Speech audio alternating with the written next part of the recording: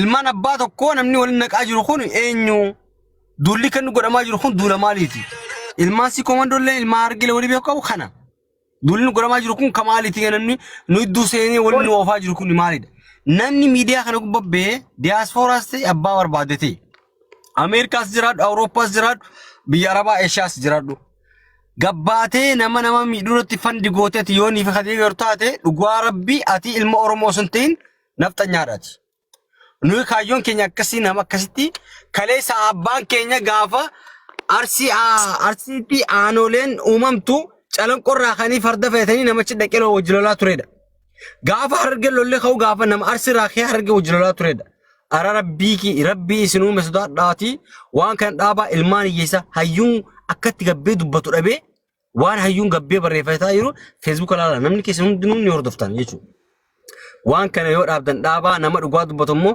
mooditarri kee asirraa gad darbaa jira jechuudha ati ilma sabaati malee ilma gandaa miti ilma yoo ilma nama dhiiga namaatiin taphatu miti dhugaa kee dubbadhu hanga dandeessetti ayoona dhageessitee akka obboleessa keetti nageenya bichaa buusi nu nageenya bichaa labsina malee lola labsinu lolli obboleessatti laf yaani biyyaa fi biyya wayim sabaaf saba yoo ta'e okay obboleessa ajjeesennee itti labsinu nuti abbaa kee okay kanaaf jabaadhaati nagee bula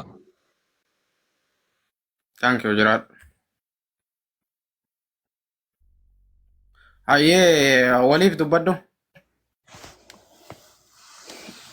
galatoma yaadaan ni qabadhee ture atur irraafitte gabaabumatti laal ammanuti waan kana lola labsuu miti yookaan olaantummaa bakka kanatti fudhannee ani eenyu moo'e miti barno sila lolli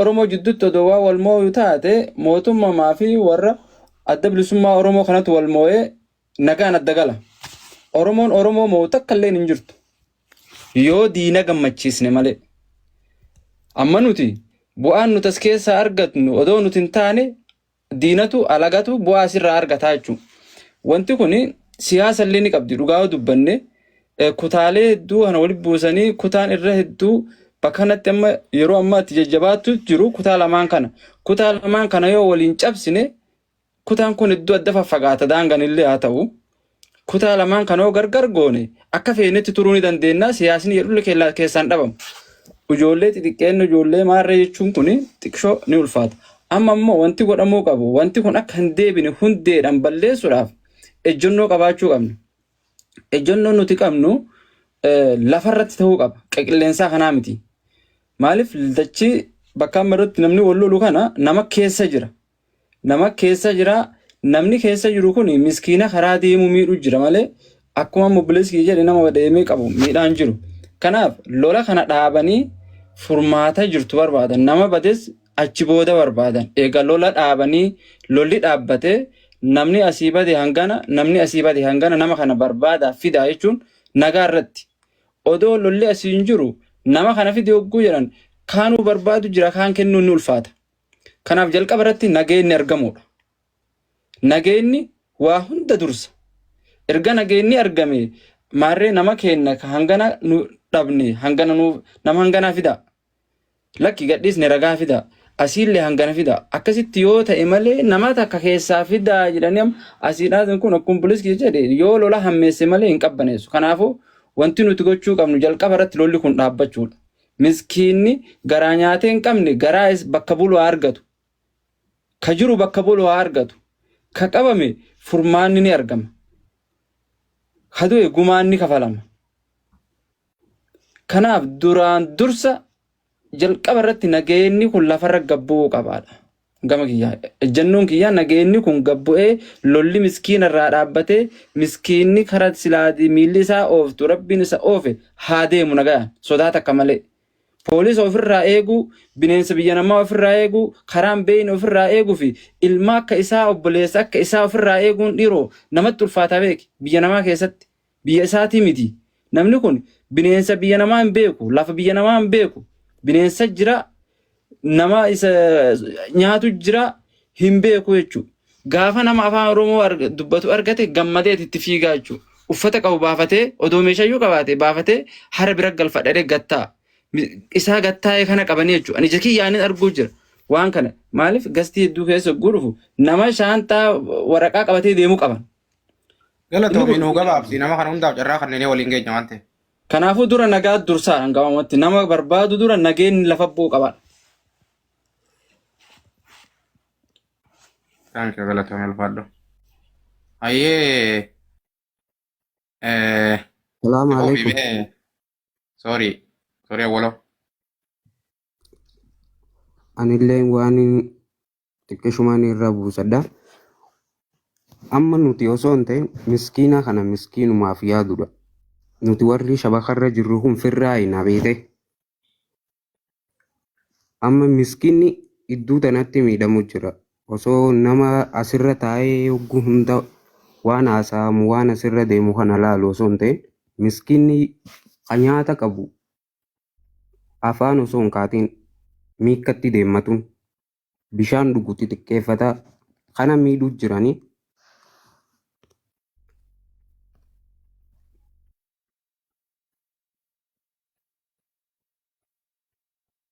Ayyee darban isaas abbaa qubee. Assalamualaikum akami nagaa fayyaadha. Jalle Jamal ibsa jalle ibsa. Jirra galata rabbi. Jirra gaa wanni amma deemaa jiru kuni waa sadiidhaaf galatoomuu qabaa. Waa lamaaf ammoo gartee silaa yaada silaa hottu ammoo wanni sadeen gartee amma fakkeenyaaf an akka abbaa qubeetitti namoonni as keessa jiru kunillee naa dhaga'u lola Arsii fi Harargee jidduu deemu kana nama gammachuu irraa qabu by the way. Wanni inni gammachuu irraa qabuu fi takka jarri kuni yeroo dheeraadhaaf sababa leencoo lataatiif uummata Wallaggaa irra duulaa turani gurma keenyaan dhageenyaa sirra teenyeeti. Akka nama gartee fi wal jaalatuutitti sababa leencoo lataa qabsoo Oromoo tana keessatti akka hin taaneen dogongoreef sababa isaatitti wali qabanii daawwiti ibsaajii namoota hayyoota gurguddaa silaa Oromoon qabdu kana wali qabanii uummata kana akka malee irratti duulaa turan Harargee fi Arsiin tun. Takka tanaafin galatoonfadha irra isaan akkana miidiyaarra wal lolanii dhukkee wali kaasu kana alhamdulillah jennaa jechuudha. Balaan gariin bala fakkaatti malee balachuudha si galee. Lamada mana keessa waan kana tana dhaabi yaada kiyyaan dabarfachuu jira. Enta'u yaada kiyyaan dabarfachuu jira. Saamu jiraame. Mirga waliin taatu. Mee obsa nin jira dhiisi. Obsi gaarii nin jira manni mee dhiisa. Jaarsa kana takkaa yaada isaa dhageenye mee haa uffatu dhiisa mee itti fufi. Hunda dhageenya abbaa qubee jaanii yeroo hunda dhageenya. Laali waliin sossoobinaa jira dhaggeeffadhu jaalladha. Dhiisa hin tuqina carraa kanneen fitin jira mee dhiisa waliin guddisaa wuyi. Na guddi namni keenya wal sossooba jaalladha ibsaa keenya sossoobni sossoban garaan fayyiftu dhagayi. Obsi waliifi obsa yaaboo barnoota wanni inni haasoo jiru kuni fudhadha siyaasa bara Oromoon siyaasa hin beektu. Ani jechi gurbaan kanaan haa ta'e fudhadhaa yoo isin galte isin haa galtu wanni tun itti fufi moo. Takka tana gaafa Jawaar Mahammadii fi Baqqalaa Garbaatii fi hayyoonni meeqa raayyaa abbaa mancaajii addunyaa tanarra deemanii Baqqalaa Garbaadhaa Minisootaa keessatti ol keessa bu'u Oromoo ani Oromoo miti ilaan ka jiru takka ga'ee jechuudha. Nuti waan kana barreessaa deemaa turre beeku. Wanni kun seenaa ati amma walumaa galattuu laal dhagayi ati amma walumaa galattuu Arsii fi Harargee wal loluun sii taate jechuudha. Wallalu qabdi ganaa lolli dhaabbachuu hin qabu. Namni lola kana dhaabuu fadhu nama Oromoon ta'in. Dhugaan sii barage. Nama Oromoon ta'in. Nama Oromoon ta'in. Namni Oromoo ta'e lola kana walitti dhiisaa wal loltu manni. Yes, namni Oromoo ta'e lola kana walitti dhiisaa ati Oromoo callaa wanni beekamtu namni kun walitti dhiisanii ijoolleen tuni wanni kun babal'atee Oromoo hunda gurra seenee. Harargee fi Arsiin Oromoo miti jechuudha. Yoo lola addaa qabdan Oromoo miti. Yoo lola walitti dhiiftan Oromoodha. Okay, Oromoo fi Oromoon wal tumtutu. Haa wal tumtu because namni Abiyyi biyya nurra fixaa jira biyyarraa nu dhabamsiisaa jira jecha asii gurbaa biyya bulchu maqaa balleessaa asii gaara keessatti kana wal gootu kun uummanni kun dhugumaan meelaale haatummaan Jawaar waa takka hin barreessine marroo waa takka hin dubbanne. Sota duraan dura siyaasaan Jawaaris kufte siyaasaan marrootis kufte Abiyyiin itti fufu jira biyya bulchu jira wanni an siin jiru kana deemiitii itti rafii ilaali dhageesse. Amma gaa waan Jawaar barreesseen sii dubbisamma. Barreeffama Jawaar tokkoon sii dubbisa dhaggeeffadhu. Inni amma irra maxxanse. Ijoollee kanarratti waan inni jee ni fudhattatis akkattiin si fudhachiisan maasis. Funyaan si direetiin waan kana fudhadhu. Dubbis. Dhaggeeffadhu waan jeen si hima. Tap koppilingi godha Oromoo hunda biraan gaa jiran. Silaa namatuma asirra fidaniiru nama kuma lamaan ta'isanii dhaggeeffatten. Uummanni akka Oromoon ta'e ilaali. Silaa ammaati namatumaan asirra fidde nama kuma sadiin si jala ta'anii dhaggeeffatan. So Oromoon nagaya hin feetu jaallee ibsa. Lola feeti Oromoon. Ati ho'i seexanaa kana moo nyaatu? Okay, dhaggeeffadhu laal. Barreeffamni kun Jawaarii ni argitaami? Dubbisa akka gaariin naan mul'atu iskiriinni. Okay, dhaggeeffadhu anaaf mul'ata.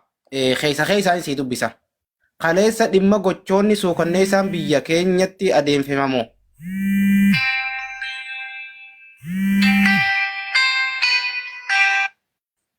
Na bilbilan jidduu ni obsi. Irraan diimaa raddaa.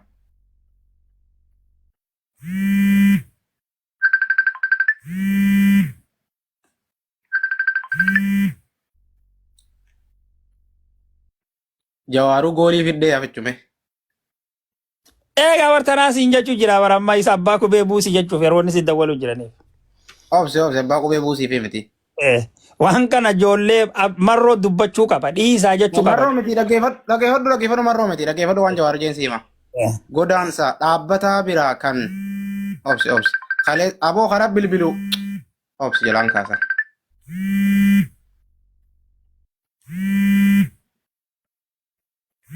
Hello.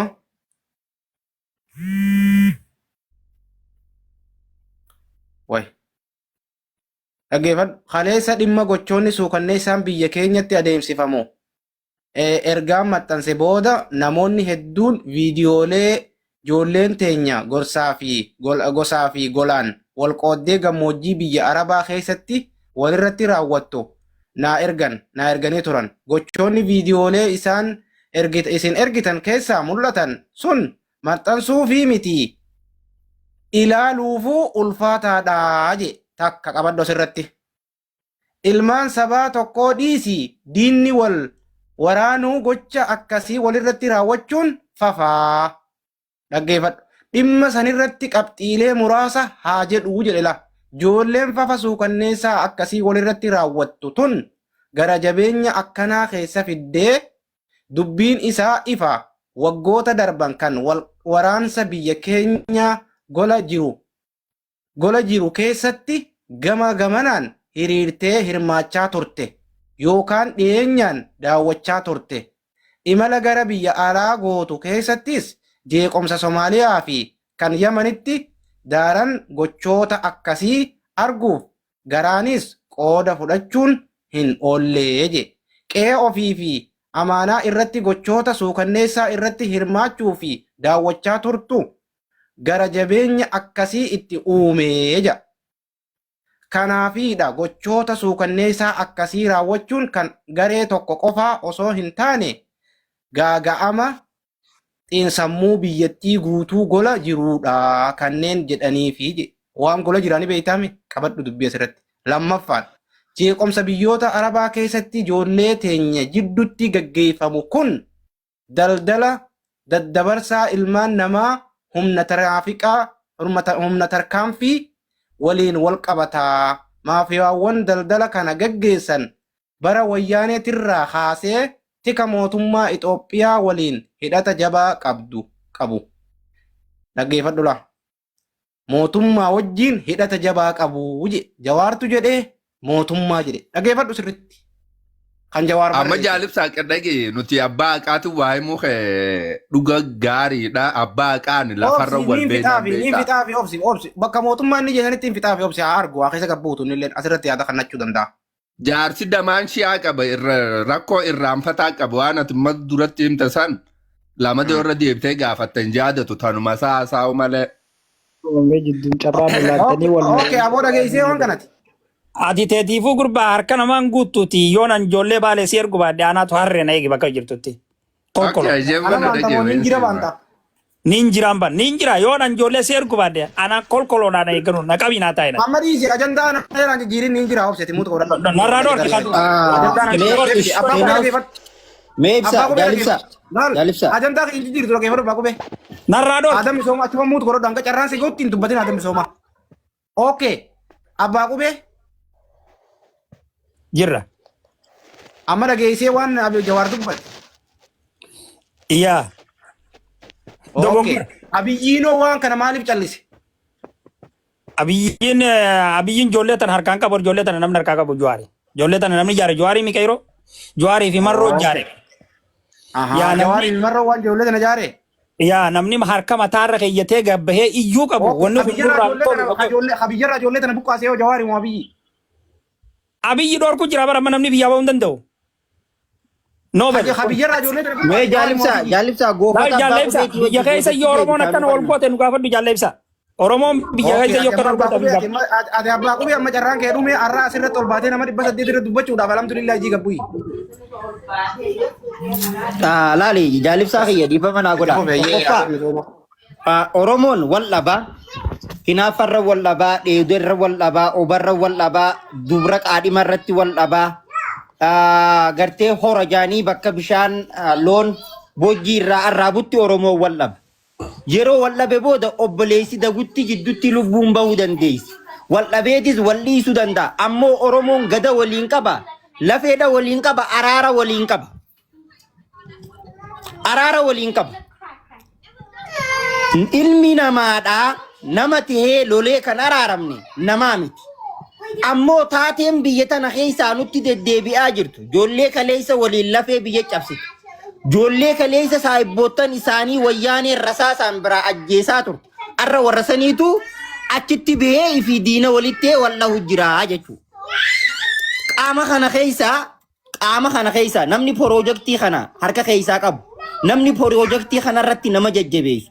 Namni piroojeektii tokkummaa Oromoodhaa keessaafu Arsii, Walloo, Harargee waanni isaa waldhabbii uummataa kana sa'aa 24 jidduu fidanii jidduu labsanii fi qaamni kun seenaa qabsoo Oromoo keessattis ija takka addaa hafeen beeku.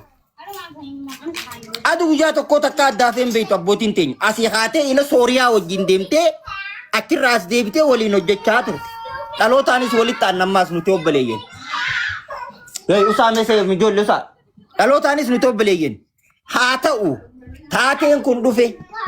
Taateen kun gizee ka'u yeroo hundaa'u ijoollee teenya gartee obboleeyyan keenya ijoollee teenya taarsii tanaatu acha keessaa kaasa.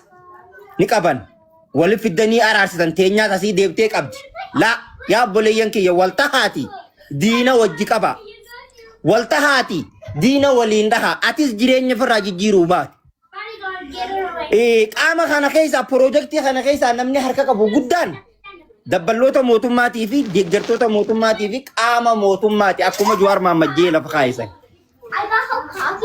Akkuma Jawaar Mohaammed itti lafa kaa'isan humni tikaa fakkeenyaaf anna dubbisaa turte. Nama abaluu jaamu ni beeytaa gurbaa qabuuf deemnaa jalaa badi je'iini ja'amee nama natti Aliyyi Saabii gaafachuu dandeessan.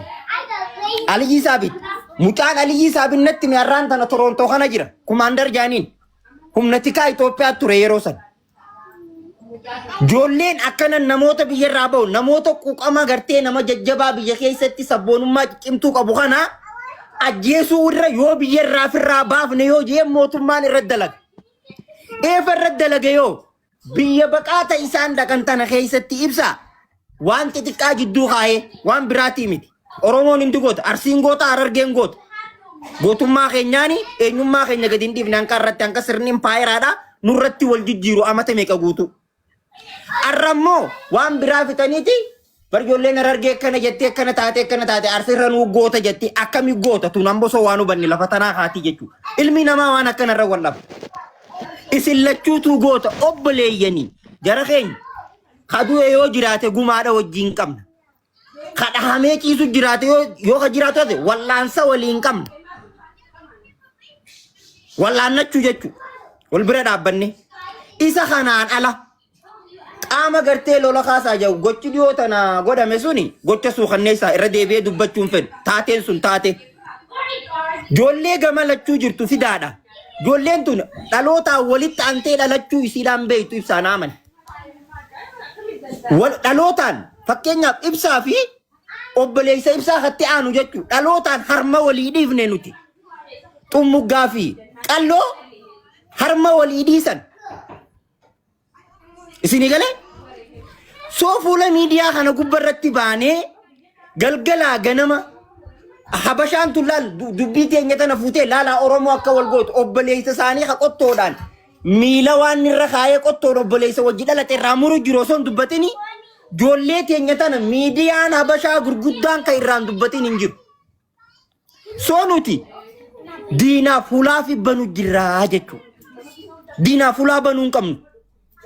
Diinaa fuulaan teenya cufaa ta'uu qabna. Yeroo wal dhabnullee akkaataa itti wal dhabnu obboleessi gowwaan jette Oromoon obboleessa dhakarra firraa kuffiseetiif jalaa ajjeesaa jette. Obboleessi aqlii qabu immoo obboleessi dhiharra kuffiseeti aboona irraa qabaa jaa jette laal Oromoo. Oromoon hin hambifne waan hundaa osoo itti fitte. Osoo waan biraatiimi heeruma Oromoo ka ganamaasa waan gadhiisuu baannu taate waan waliin nu buusu hin jiru ibsaa keenya. Yaanna tireefu jette sirri. Taate yoo duuti jiraattees yoo gartee meeluun jiraattees yoo dhiini bu'ee jiraattees waan amma dhufee dabre kanarra waan kun yoo kaasiin itti fufu taate kana boodaatiit irra badaadha. Maaliif namaa sirraa waataa namaa sirraa dhiisa ibsaanis kan rakkana jee dubbatu aboo ijoollee tana kaleessa akkas jeetiin dubbadde arraas kun as dhufan anis achiis gartee kuno yaasiin kun amma saayiba qayi namaan akka malee inni arsi ana arge saayiba nuti wal jaalan gartee waliif bilbil namni diina isin keessa jiru wal tahaati ifirraa achisaa achi keessaas akka diina qabdan ni beeyna tolchinee beeyna akka diina keessan achi keessa jiru nama isin jidduu seenee biyya alaati akkana godhaa ijoolleen arge akkana godhaa ijoolleen arsii jee walitti sinoofus gabba haati fuula miidiyaa kana gubbatti abaluu fi abaluu waliin noofu jira nuti arrabooda waliin tuynu obboleeyyanii jaallabsa badaa Harargee keessaa ibsaa baasee kan nu qaba. Badaa gartee ijoollee teenya Arsii keessaa Yaasinii baasee kan nu qaba. Sigalee Yaasinii baasee kan nu qaba. Gaafan taatee san arku aareetiin saboo ijoollummaan teenyatu maaluma gizee hunda akkana tahaa oolti. Jeetiin miira keessa seenee dubbadhee ture. Garuu dubbiin akkasimi dubbiin gizee miira irraas deebitee yaaddu eenyummaa kiyyaa fi eenyummaa waaqootii fi jaarraattu. Eenyummaa nadhii gammadaatii fi eenyummaa hayyoota dhumanii garaa dachii jiran san tuqaan. Naafeeti eenyutu akka jaarraa fi akka waaqoo wajji dalaguu san nu dhorke. Namni nu dhorku ni jira yoo nuti wal taane. Isa kanaan ala namni dhala gartee Oromoo tanaa fi siyaasaa walitti hidhee oofu hokkora Oromoodha. Gizee dhufu qaamni biyya bulchu umrii dheereffachuuf hokkora san kaasa. Qaamni immoo amma abbaa qubee haasawni inni reefuun tana dubbatee sirraa gabbu'e haasawa gartee waa'ee Kamaal Galchuu waa'ee Daawit Ibsaa waa'ee Leencoo Lataa dantaa isaaniitiif jaarmaa siyaasaa tan nuti dhaloota. Dhaloonni akka dhalootatti wal kabajee wal cinaa dhaabbatee jaarmaa siyaasaa isaa ka jiru asiin nadda balleessite bakka tana naaf tolchaa jirta bakka tana naa jabaadhu jechuun dirqama isaati. Dirqama isaati isa kanaan ala ijoolleen teenya tashammarranii onneen isin buttee nama keenyaan lafarraa harkifamee nama keenya waan mililikiin godhanii yes ka ati keenya jettus keenya inni ati akkas godhe jettee dubbattu sanis keenya gumaa waliin qabna gadaa waliin qabna afaan waliin qabna qubee takka waliin qabna yoo naannoo lafa qubsuma lafaa qofa adda adda qabna